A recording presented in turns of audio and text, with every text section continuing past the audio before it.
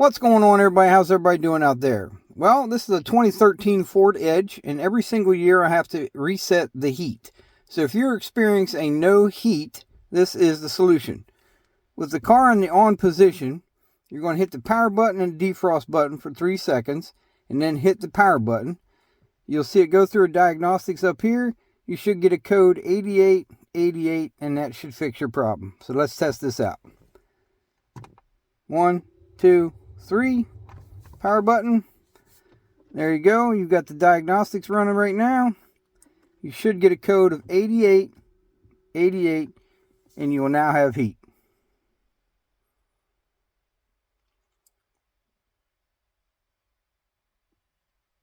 There it is, 8888. So you will now have full-blown heat.